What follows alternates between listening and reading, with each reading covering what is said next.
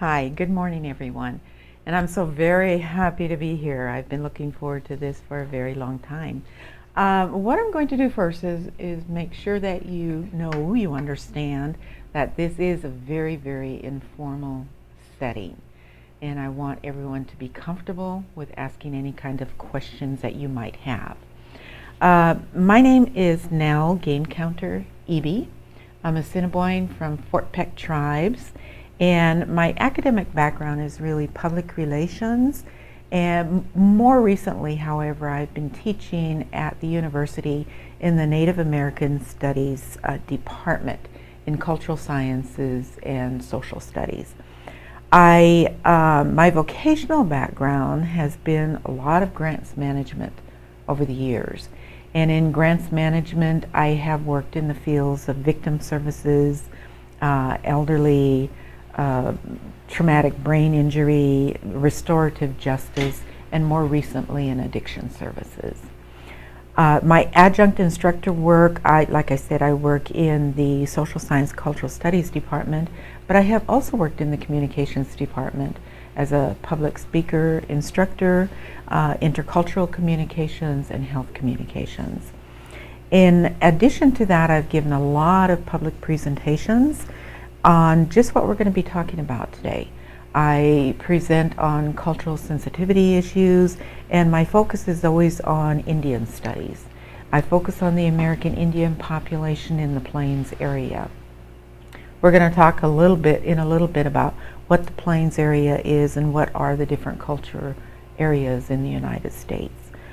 I want to today give special recognition, however, to Pluck. Pluck has been the only agency that I have worked with over the past years that understands that cultural competence cannot be a one-time educational event. And I really appreciate that. Pluck doesn't just check the box. And I thank Pluck for their resolve in providing their staff with consistent cultural training that will ultimately enhance the services to the people that you serve.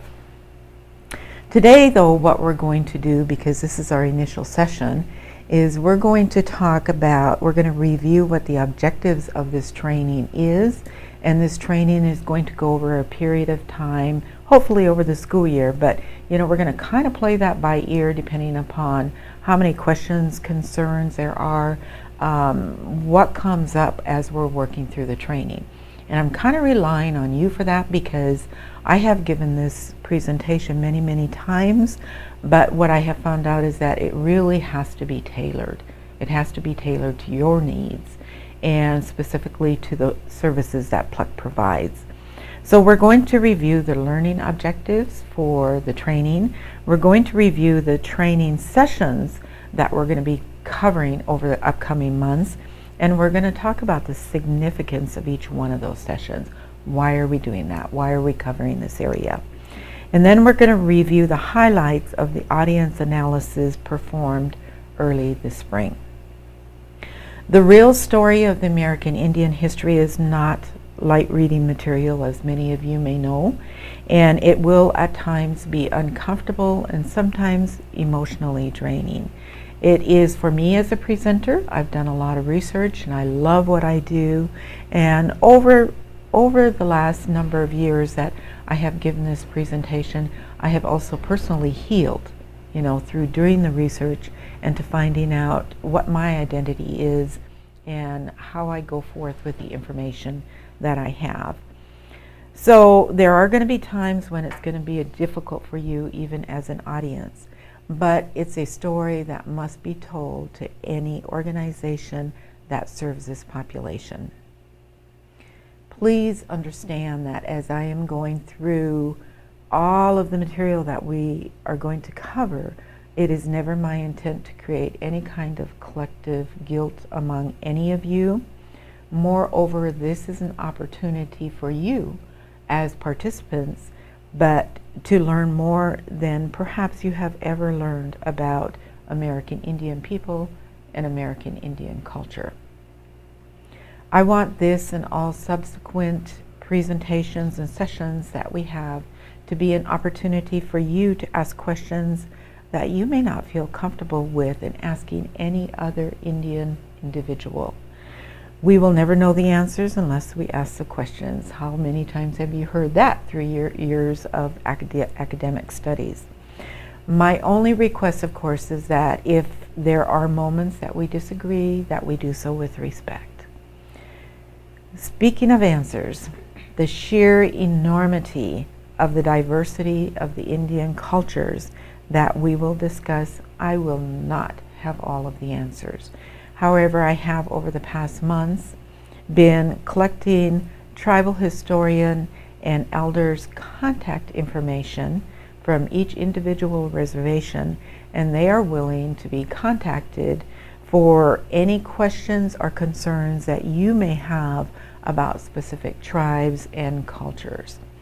In other words, what I don't know, I will find out for you. I only ask that you give me a little bit of time to do that, and I can contact my plethora of people that I have.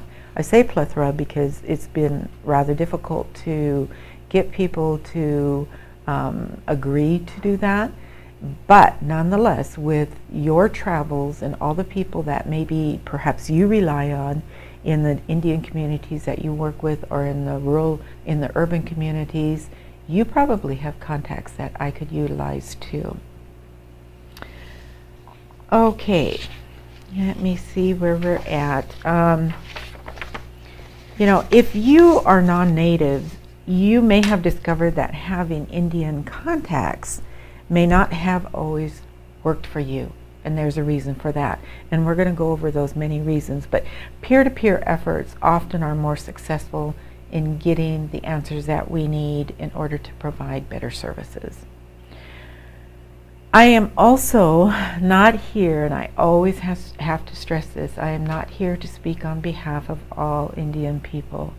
That's a lot of pressure, and we cannot all be as great a leader as Tecumseh, who at one time confidently represented all Indian people, and he was a very great leader.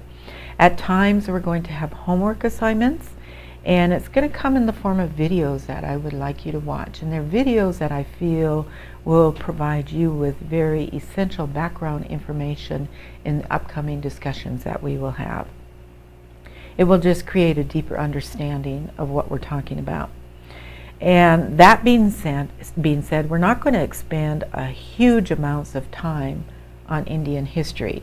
After we review what we're going to go through, you might think that, because it's a lot of material. But every single topic that we discuss is a semester in and by itself.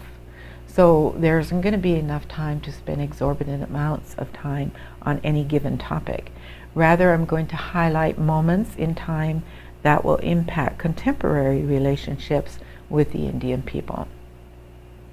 Also, I want to add that I'm open to any calls, emails, private conversations that you would like to have with me, because as we move along, there's going to be questions that are going to crop up in your minds that you would really like to have answers to. Maybe it's something that even though I tell you please be comfortable with me, there are times that maybe you don't want to bring up questions in front of other people. And so if that's the case, please feel free to give me a call, email me, and I'm very happy to do research on your behalf and do what it takes in order to get you some answers. All right, any questions so far about what we have talked about? Yes. Will the videos that you're going to be assigning for homework be available through Plug on the stream, or how will they be made available to us? I'm going to assign it from home, but I'm going to give you all the directions how to access it on the internet. Okay. So it'll be very easy to do that. And they're excellent videos. And just so you know that any videos that I have or any reading materials, I do research on the authors, on whoever is producing the films, because you all know that in the past, the book about lies my teacher told me, sometimes we were not always told the truth in our educational pursuits. And so I'm very careful about the books that I read, and I'm very careful about the videos that I watch. And the video series is We Shall Remain, and it's a very excellent series that I ordered from PBS, but you can access it online, and I will give you real clear directions on how to do that, and it's from the Indian perspective. So they're going to be very helpful videos. Thank you. Mm-hmm. Any other questions before we get started? Okay, so let's take a little bit of time to review what the objectives are about these training sessions. And I put a lot of thought into this because I wanted to make sure that we cover, whatever kinds of issues or concerns that you might have. And if there are any other objectives that you think of that come to mind, please share those with me. First of all, the first one is that participants will gain a greater awareness of cultural terminology and the process of cultural competence and how the process applies to working with Montana, Wyoming, American Indian tribes, and American Indian people. The second one is that participants will gain a greater understanding of the impact of histories and conditioning in intercultural communication specific to Montana, Wyoming, American Indian people. Participants will gain insight into perceived barriers of building working relationships with Montana, Wyoming, American Indian people. And when I talk about barriers, we're going to identify those barriers, and we're also going to develop strategies to overcome them. There are general barriers that everybody might think about and be concerned with, but there are your personal barriers that you may have encountered. So we're going to work through those. Providers will learn to address cultural considerations and make adaptations and other strategically important factors in achieving this endeavor. Participants will also be able to demonstrate an appreciation for the difference of values, beliefs, and differing opinions. So those are our objectives for the training sessions, and we will do everything we can to meet those. All right, so the training sessions that we have, that we're going to go through, and what we're going to cover today after we review each one of the training sessions is today we're going to talk about the American Indian, and we're going to talk about some demographics and population trends, and then we're going to talk about the North American culture areas. And for session 2 through 5, because we might even have to go into session 6, we might have to make some modifications as we move along, because what we're going to talk about in these 4 or 5 sessions is what I take a whole semester for. And a semester is still touching these different issues pretty lightly, so we might have to expand upon it, but it kind of depends upon what your interests are and concerns are. All right, defining moments of American Indian history. What we're going to cover is we're going to cover invasion, conquest, colonization.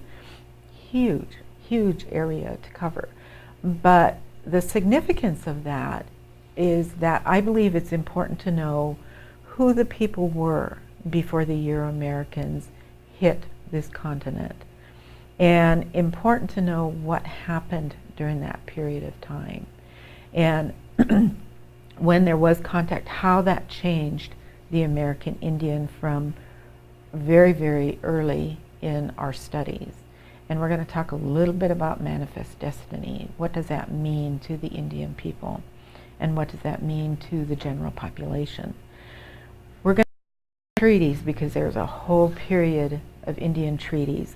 Treaties, when I speak about treaties, I'm talking about agreements, negotiations between the U.S. government and the Indian people, and what were the purposes of those treaties, and what were the outcomes, and the subsequent chain of historical events because of the treaties. Then we're going to talk about Indian removal, and one of the things that I want to impress upon you before we ever even get started on any of the training sessions is that the government's underlying goal for working with the American Indian people was to assimilate the Indian people, because it was made very clearly on that the Indian people, in fact, they had to be declared humans at one time, you know. So the Indian people, the level of the standard of the United States government just was not the same as the level of the Indian people. And so they had to be brought up to standard. And by being brought up to standard, I'm talking about they had to be assimilated into white society. And you would think, oh, that's pretty archaic, pretty antiquated, but it still happens today. So it's a discussion that we need to have. And then we're going to talk about the Bureau of Indian Affairs. This is an important federal department that was charged with trust responsibility of the Indian people. And we're going to talk about what went wrong with the Bureau of Indian Affairs and what are the contemporary issues that impact the Indian people today. And then there was a long period of Indian wars. And so we're going to talk about why there were Indian wars and how people today are reacting to that time in history. And then there was another act that was called the General Allotment Act. And so we're going to talk about what's happening today as a result of the Land Allotment Act. And that's just huge, huge part of the Indian past. And then we're going to spend a period of time talking about federal Indian policies, how the shift of Indian policies impacted the trust by Indian people, and what are the state and federal relationships today. So we're going to be talking about the Removal Act, we're going to be talking about termination, and we're going to be talking about self-determination. All essential federal policies that really impact your relationships with Indian people today. And we're going to talk about the establishment of the reservations. Many of you have worked on Indian reservations and you've done some good work with the Indian people. So we're going to talk about how those reservations were established, what was the purpose at that time, and what is the current status of reservation communities. In talking about that, we also have to talk about Indian urban communities, because approximately, and it depends upon who you're talking to, but anywhere from 35 to 50% of Indian people live in urban communities. And one of the biggies that it's going to take us quite a bit of time to talk about, and you are probably familiar with this term, is historical trauma. You know, again, we're talking about assimilation. And this session is going to provide a perspective of Indian people that will create a deeper understanding of the social and the many, many health disparities among this population, and what is being done today to help Indian people heal. So we're going to go into boarding school era, and I know many of you are familiar with that period of time, but we're going to take it a little bit deeper. And I think it's just information that has to be given to, again, anybody who's working with this population, because today we have a lot of what is termed as soul wounds among the Indian people, a lot of walking wounded warriors, and a lot of our Indian people are may not even be aware that they're walking wounded, you know. So that's why there is a high rate of drug and alcohol abuse and domestic violence and health disparities of heart attacks and diabetes, you know, in epidemic proportions. So we're going to address that, and hopefully that will enlighten, you know, your journey as you work with the Indian population. We're going to touch on the American Indian movement, a very radical movement in the late 60s, 70s, and what that movement did to federal Indian policy, and but it really created an awareness of Indian issues at that time that again really impact the people of today. We're going to talk about Wounded Knee 1 and 2 because there were two of them, different periods of history, and what happened in those events, and again how they impacted contemporary Indian issues. And then, as I had mentioned, there is a high percentage of Indian people who live in urban areas. So at that time, we're going to talk about some of the contemporary services that are available to that particular population. Another one we're going to discuss is spirituality, because I've gotten a lot of questions about this. So the people that you might work with, the Indian people, might be very traditional people. They might be doing very traditional activities with traditional ceremonies, but there are different levels of acculturation. And acculturation, I mean, what I'm talking about is, you know, how you talk to me might be far different from somebody you talk to who is 18 years old and just moving off an Indian reservation. You know, so certainly different levels of acculturation, and Indian people might be very traditional, very Christian, or just spiritual, and some might have this different level of assimilation into white society. And so that's going to be important to you as you're, again, doing the work that you do. And some of the questions I had certainly touch on the next issue that we're going to talk about, and that's on social structures. You know, I'm going to give you information that will provide you with deeper understanding on lineages, the chiefs of the tribe, the tribal chairman, tribal government, bands, clans, and extended families. You know, what does that mean? You know, because I've had some questions here from the staff about, you know, what, you know, the children who are living with extended families, and how do we reach them? You know, where are they at, and why don't the parents know about this? So we're going to go into that a little bit more. The next session we're going to talk about, and is going to be very significant to you also, is going to be contemporary issues and resources in Indian country. So we're going to talk about more about what the current services are that are available to Indian people, and how Pluck enhances the services that you provide by having knowledge about those current services.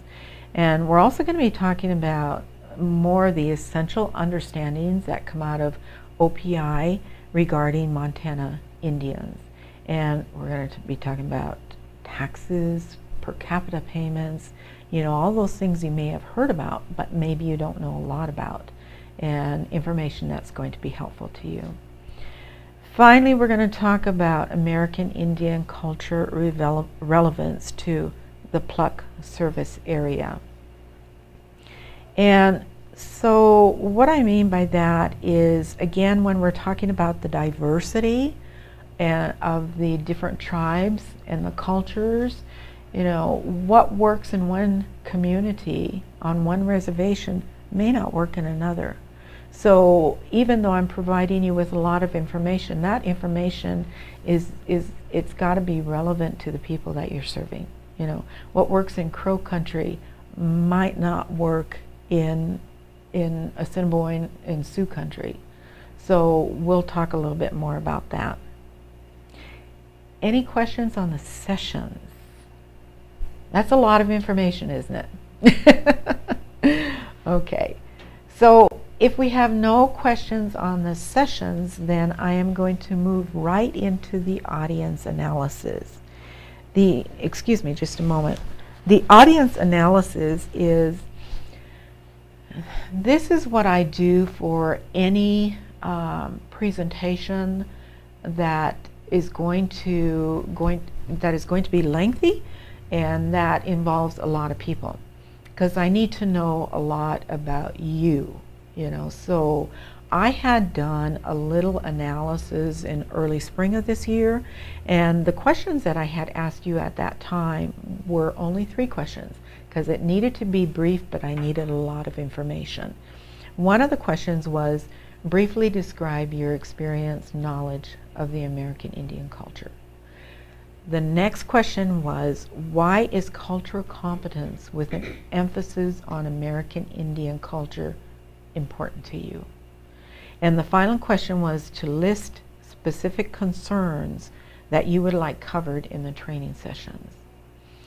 And I got some excellent responses. Some were predictable, and some are going to be pretty easy to address, and some are going to require some research. Some of the interest issues that I got from all of you were like the responsibility of raising children, Indian children, respect of elders, because it was noted that elders were to be respected on the reservation among Indian people, and that's very true. Elders, though, doesn't mean that it's everybody that is older. It means those people who have wisdom, you know, those people who maybe have been leaders in Indian nations, and so we're going to talk more about that. I've been sitting here all day. I've been sitting in this waiting room.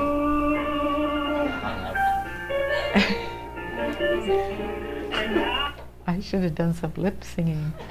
You could have got up and danced. I could have. It's good music. Yeah. I'm very bluesy. Sorry about that. No. Are we still on? Yeah. Okay. All right. That was my opportunity and I missed it. Okay. So, and then there was also the issue of historical trauma was raised and what kind of effect that has on parenting. And so we are going to go into that, and that one's pretty easy, you know, pretty easy for me to talk about. The other interests were spiritual practices, you know, ceremonies, what people do, you know, with herbs and different things like that, and there's a lot of information around that.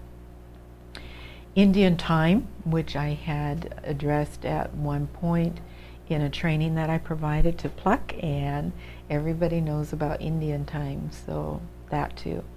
Poverty, you know, high poverty levels on the reservations, and so I would like more information on how many of your staff have been to the Indian reservations and what kind of work you've done, what kind of situations you ran into that relate to the poverty level.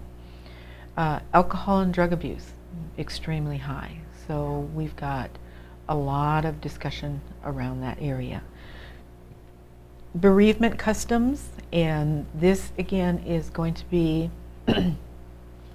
probably more tailored to each reservation, or rather each culture, and so I will be doing more research on that topic on your behalf.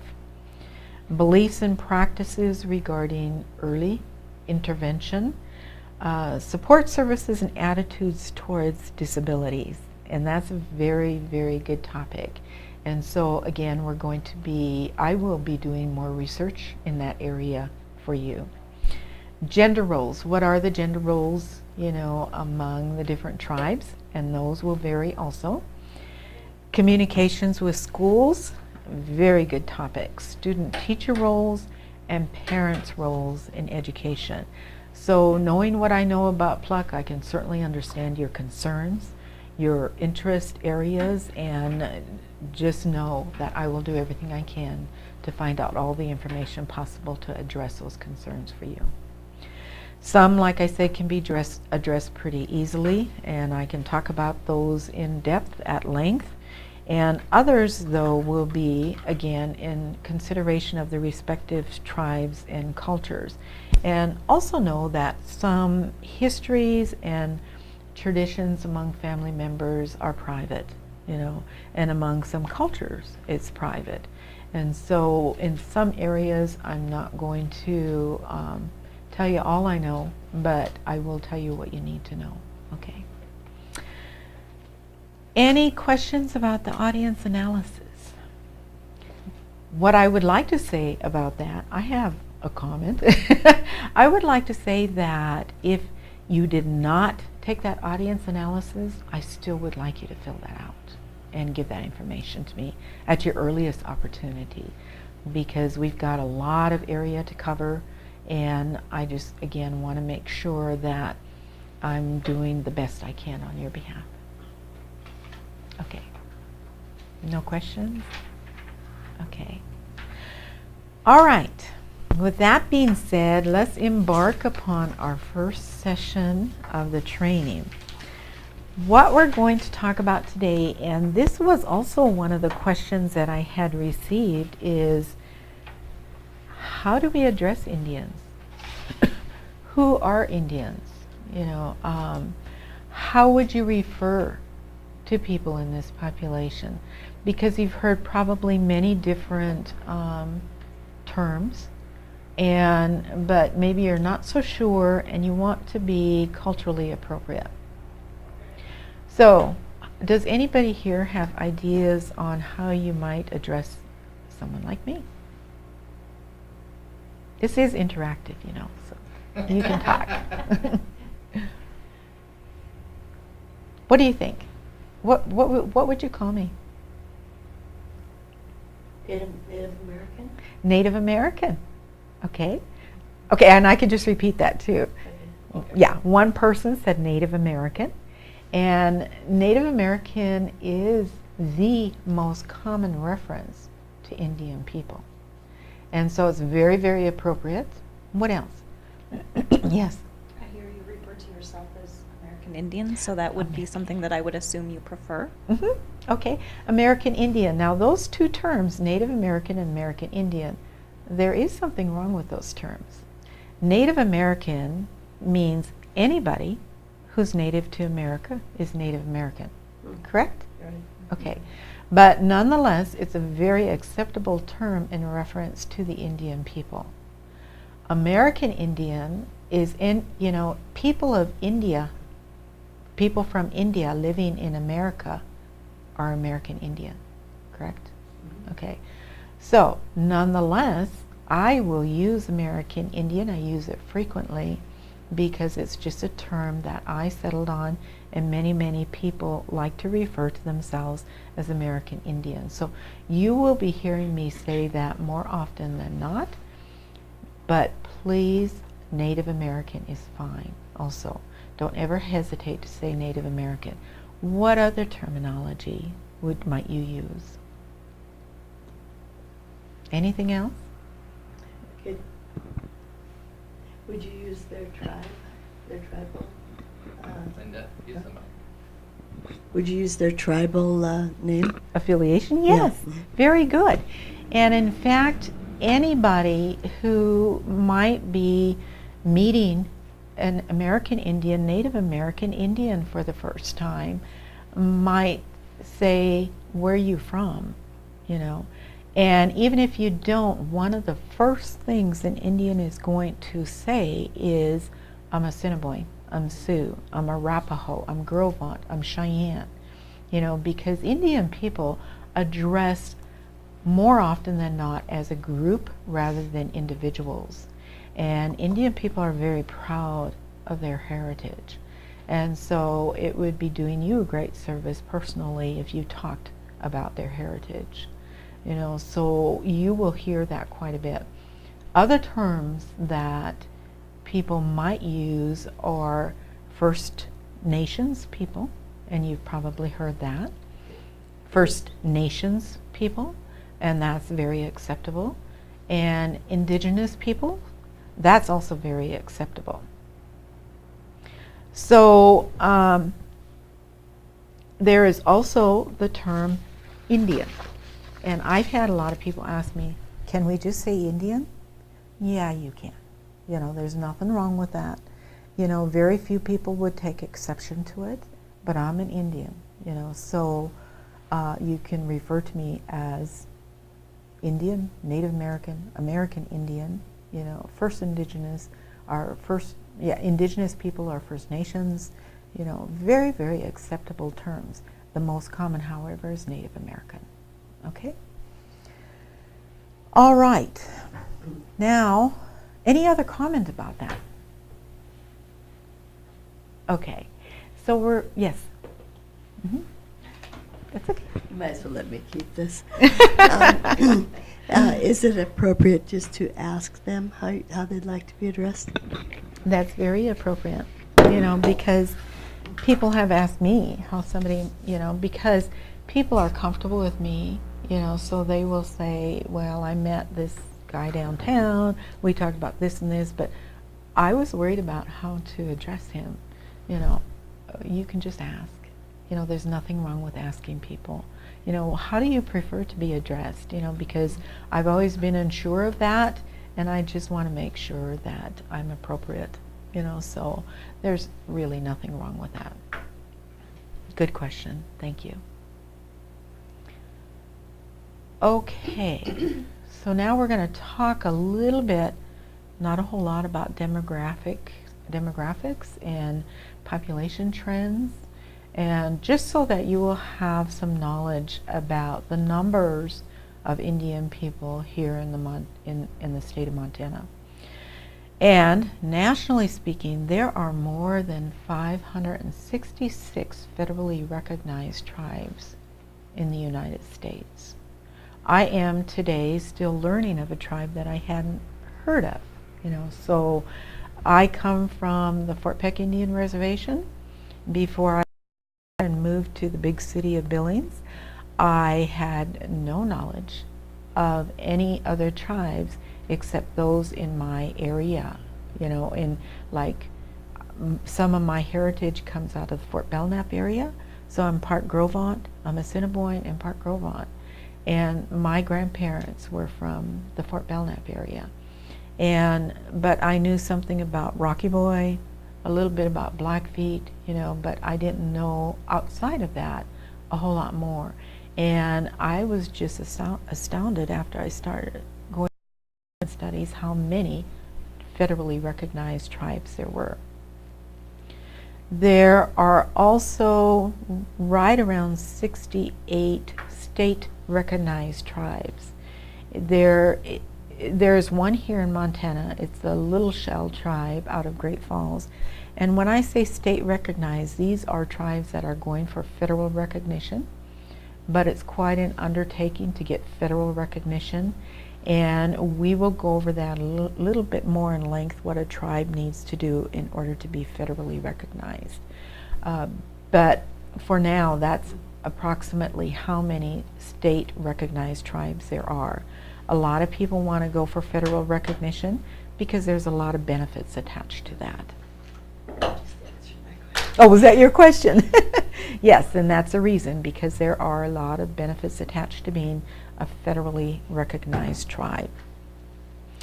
The Indian population in the United States, the total U.S. population is 0.06%. And there are approximately 66,000 tribal members in the state of Montana, and that makes up 6.3% of the population of American Indian Alaska Native. And you will hear that term quite a bit because we do include the Alaska Natives. So AI/AN, American Indian Alaska Natives.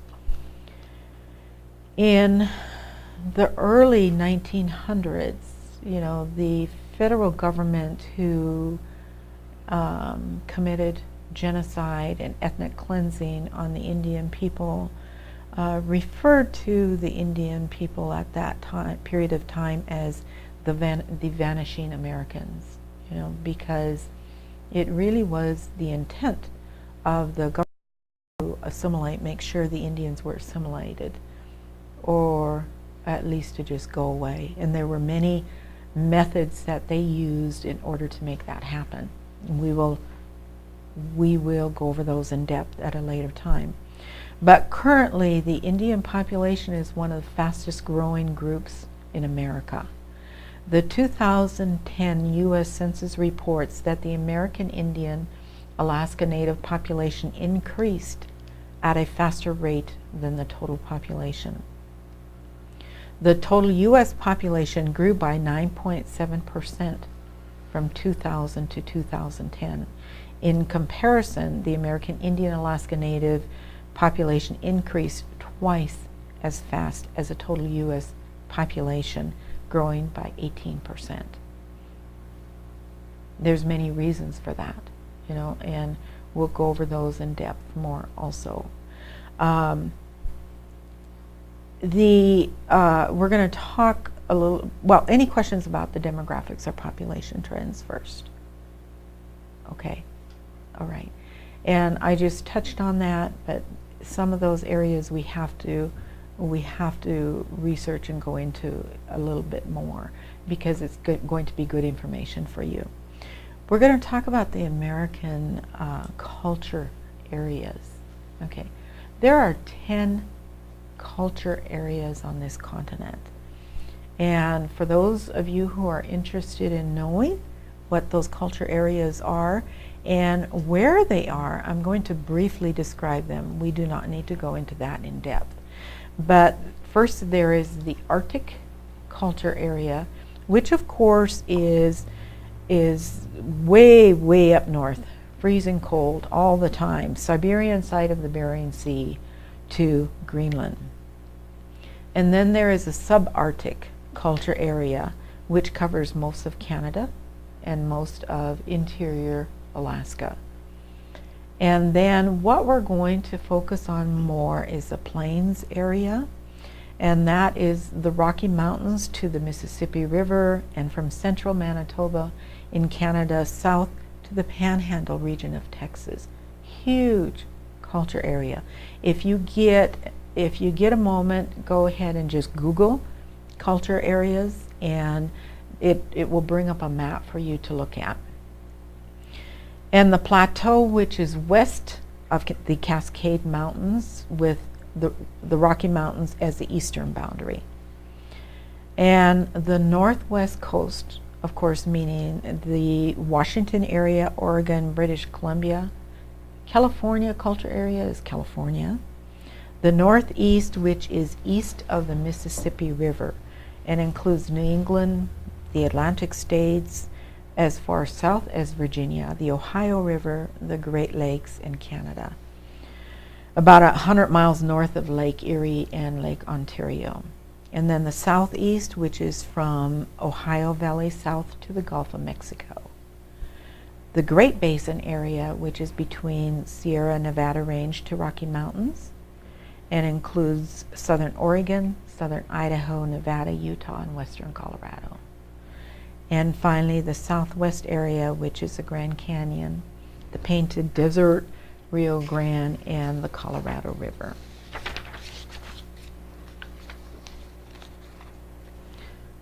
Okay, so because we're going to focus on the plains area, let's talk a little bit about the reservations in the Wyoming region. Those reservations that you no doubt have worked with from time to time. There are 7 Indian reservations in Montana, and there are 12 tribes represented on those Indian reservations. So let's go over them briefly. The first one, well, let's talk about my reservation, Fort Peck, Assiniboine Sioux, okay? And I'll just tell you that for now, the tribes that reside on those reservations. Anybody here work with the Fort Peck reservation? Okay. The Fort Belknap Reservation, which resides not only Grovant, but also Assiniboine. Some of my people are over at Fort Belknap. Anybody here work with Fort Belknap? As we get to each reservation, just raise your hand, because I'm kind of interested around the table which tribes you are working with. No, not that one. We'll get there in just a second. The Rocky Boy Reservation, that's where the Chippewa Cree tribe resides. Browning, and that's where the Blackfeet tribe. Okay, all right. Both of you? Okay. And Flathead, the Salish, Kootenai, Pend Oreille tribes reside at Flathead. And Northern Cheyenne, the Cheyenne, Northern Cheyenne tribe, and Crow, the Crow tribe. Okay, all right, that's good information for me to have, so thank you for that. There is one reservation in Wyoming, and that's the Wind River Reservation. There are 2 tribes that reside on the Wind River, and that's the Arapaho and Eastern Shoshone tribe. Okay, you do? Okay. So, and that was my question. Pluck does go into Wyoming, correct, for the tribes there? Okay. Especially with Molly. Especially with Molly. Okay, good. All right. And, all right, any questions about the tribes in Montana and Wyoming? We'll talk more about them too. Okay. Tribal members. What do you know about becoming a tribal member?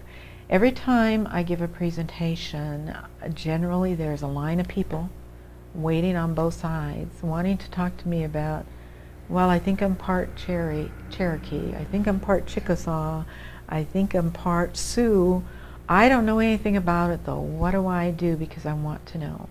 There was a period of time in our history where people were ashamed to be Indian, and for some of the reasons that I've already talked about, and for many other reasons. But today it's kind of a good day to be Indian. You know, there's a lot of people who want to be Indian for a number of reasons. And like I said, there are benefits attached to that. And so there are many people who come and talk to me about that. I recently discovered a document on finding out about your tribal affiliation. And so because I just recently discovered it, I will be reading through it, and so I will have all of that information available to you also. American Indian is the only ethnic group in the United States that must prove its ethnicity. Why? Because this is a product of the relationship with the federal government. Remember when we were talking a little bit about treaties? There were hundreds of treaties between the Indian tribes and the U.S. government. And in those treaties, there were specific rights that were promised to the Indian people in exchange of millions of acres of land that the Indians had to cede to the federal government. And so now there's a lot of activity out there. There has been for years, and there's going to continue to be a lot of activity about enforcing those treaty rights. Okay, but the government had to then have some kind of criteria to define who an Indian is, because if they had to own up to their rights, the rights of the Indian people, they needed to define who an Indian is. So there had to be proof of a given amount of native blood in order to be eligible for services. Therefore, the native had to have some kind of blood quantum.